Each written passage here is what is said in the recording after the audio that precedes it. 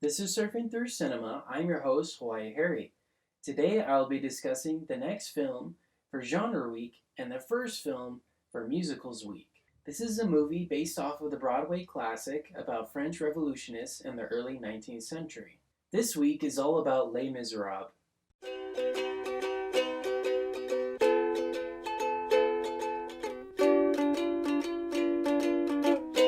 Okay, so some technical details about Les Miserables, or Les Mis, as some people call it.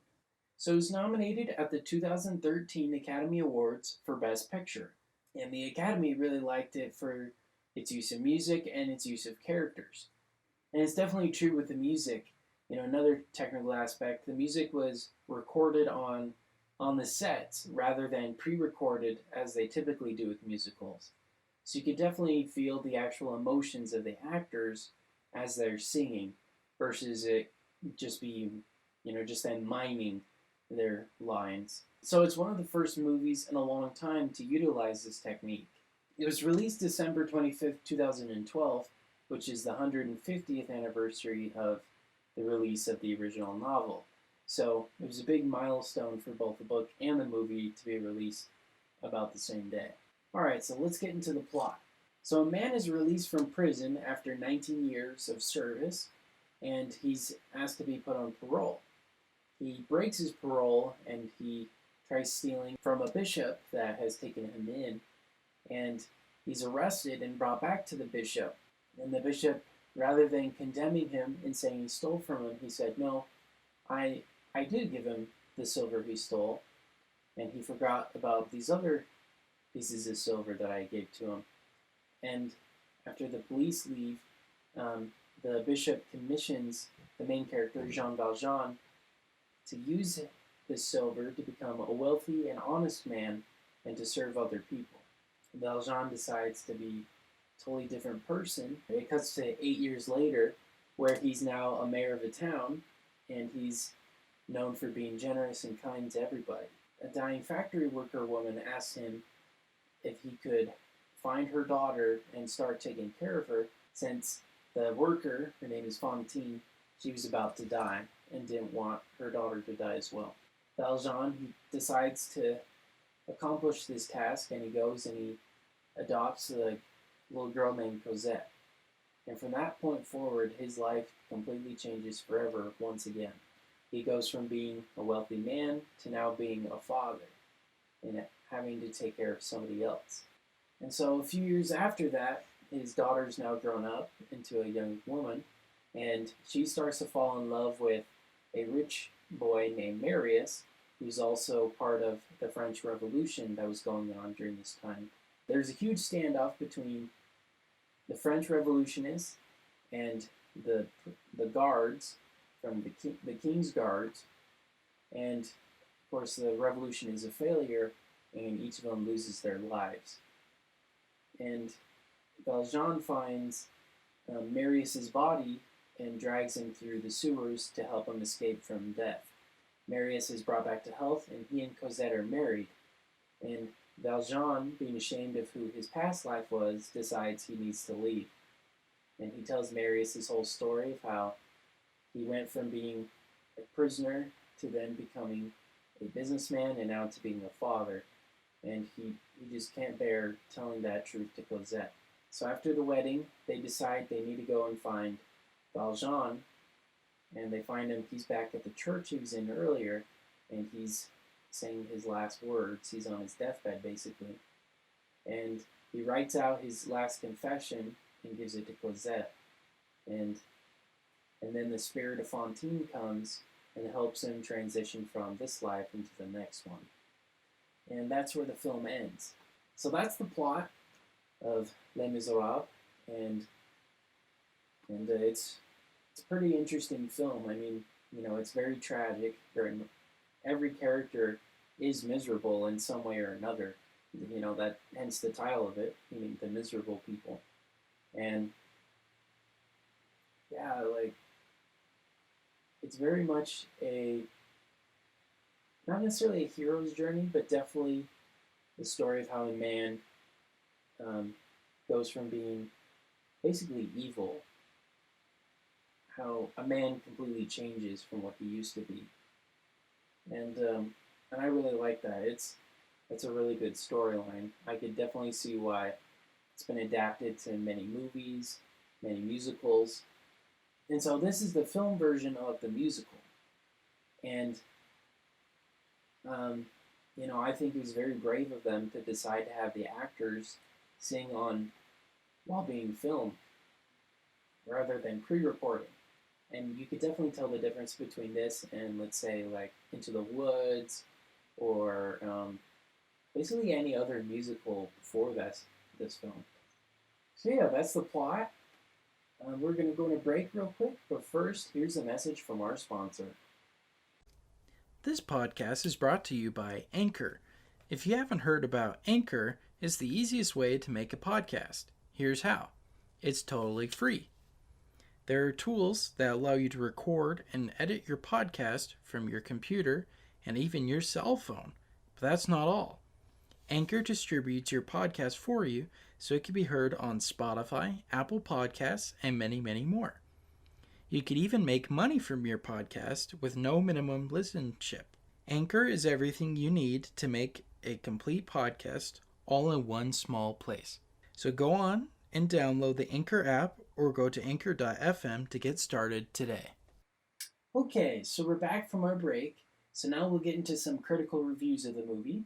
So Metacritic gives it a 63, saying how, although the music is wonderful, as it always has been from the Broadway musical, they felt that the actors and the pacing in the film was a little too quick and not too professional. And that goes on to the next point. Many fans of the musical aren't huge fans of the movie. I mean, initially, when it first came out, they were so excited that they finally had a screen adaptation of it, but they weren't too impressed with it because kind of like the problem critics had with it, they felt that it was rushed, it didn't feel real, didn't really connect with the audience. So the biggest problem many fans had with the movie is with Russell Crowe. They feel he's a horrible singer and that he was wrongfully casted to be Javert. That's pretty much people's problems with it. There aren't too many issues. I mean, the film won a couple Oscars and was nominated for a bunch more. So other than Russell Crowe and all of that, I don't think there are too many other complaints with the movie. Generally speaking, people like this film. I mean, it's pretty dark and depressing, so it's not like a happy-go-lucky musical like you typically see, like with The Music Man or with Hello Dolly, any of those other ones. But yeah, like generally speaking, people still like it. I don't know if as much as the musical, but definitely up there with it. So now we'll get into my views of it. I personally think the music is fantastic. I think Eddie Redmayne's cover of Empty Chairs at Empty Tables is phenomenal. You could really feel his emotion and see it in his face. I think he was one of the better actors in the film. And just with the story in general, I really love the allegory of justice versus mercy. Javert, he represents justice. He's always trying to make sure he's obeying the law. He's always trying to make sure that justice is served. How Valjean escaped his parole. Yeah, and finally he just can't decide if justice can be satisfied. You could really feel that inner turmoil. You have Javert being justice, and then you have Jean Valjean being mercy. He's always trying to help people. He's always trying to find the best interest in them. And he's really a good exemplar of mercy. Because the two are always conflicting with each other, they can never be satisfied. And so the bishop in this film kind of acts as the mediator that's needed to satisfy the needs of both justice and mercy. Although Jean Valjean broke his parole, which is breaking the rules of justice, the bishop satisfied the needs of justice by having Jean Valjean become an honest man and telling him to help other people. And yeah, I've always loved that comparison. It's always an interesting story dynamic. You typically only see that in older stories. And as much as people say how much they hate him, I don't think Russell Crowe is that bad of a singer. I mean, he's definitely not great, but I don't think he was terrible. I think some credit needs to be given to how the fact, he's singing on set, and all of them were singing on set without any technical changes to their voices. Really, like I think I don't think people should be so hard on him. Personally, I felt Amanda Seyfried's voice was more annoying. Is that sing-song bird type of voice? I don't know. I thought it was a little annoying, but um, all in all, though, I think most of them were good singers and good choices. Like I really enjoyed Hugh Jackman as Jean Valjean, especially in the beginning of the film when he's like pulling in the ship in the shipyard. I thought that was insane. He lost a ton of weight to do that, and like grew out his beard and looked all grimy and gross. And so when you see him later on, he's a lot bigger, more filled out. You could definitely see that he went through a lot physically for the character. So I really appreciated that aspect of it. And another fact, like Anne Hathaway, you know, deciding to cut all of her hair off, and the scene of them cutting the hair actually is when they cut her hair. So it's insane what they had to go through for this movie. That's my thoughts on Les Miserables. I really like the story of it. I personally haven't read the book just because every time I try, it's really difficult to read. And I know there are other adaptations of it. There's a 1998 film with Liam Neeson as Jean Valjean and Jeffrey Rush as Javert. So I'd like to see that one because, unlike this film, it's not the musical. It's just the storyline from the book. So I want to see it just to see the differences between both the musical and this movie adaptation and with the book itself.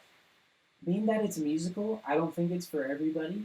I definitely think, if you're up for the emotional roller coaster and for the fact that almost every line of dialogue is music, just have that in mind as you go in and watch it. And that's with any musical, really. I know not a lot of people watch them really anymore, with a few exceptions here and there with like La La Land and Disney still making their musical movies. But, other than that, you don't see them as often anymore. So, will it have a revival? I don't know. I personally don't know. I think people still like watching Broadway and going to them in person. I think that will always be around, And then you hear rumors of like Wicked being adapted to a movie, and how they filmed the Hamilton, how that's going to be released in Disney Plus. I'm excited to see that. I've never seen it, so we'll see how it goes. My views when it comes to musicals from Broadway to being adapted to the movies. I grew up listening to the Broadway version of it, so I always had the original singers in mind. But I think this is one of the better ones. I know there are far worse musical to movie adaptations. I think this is a fine one. I think in the past 20 years, it's definitely in the top 10, considering there haven't been too many, but I think it's definitely one of the better ones. I really recommend it. I think if you're really interested in the story of it, of like the justice and mercy allegory, I think you would enjoy it. But yeah, that's my thoughts and opinions of Les Miserables. I highly recommend it if you're into musicals. Yeah, I don't really have a lot bad to say about it. Maybe I'm a little biased because I've always loved Les Miserables, but I think it's one of the better ones. I really do. All right. So next time I'll be discussing the next film for Star Wars Week. This film takes place at the end of the Clone Wars. So this film gives us a lot of drama and tragedy within characters that we've grown to love so much. But on top of that, it's also given the internet some of the greatest memes. So next week will be all about Star Wars Episode 3, Revenge of the Sith. Alright, but until next time, this has been Surfing Through Cinema with Hawaii Harry. Take care.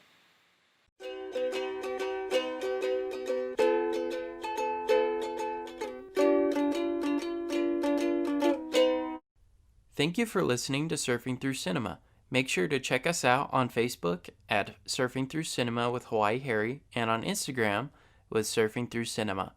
We also have a website, www.anchor.fm/Surfing Through Cinema, where you can learn more details on upcoming episodes and on past episodes.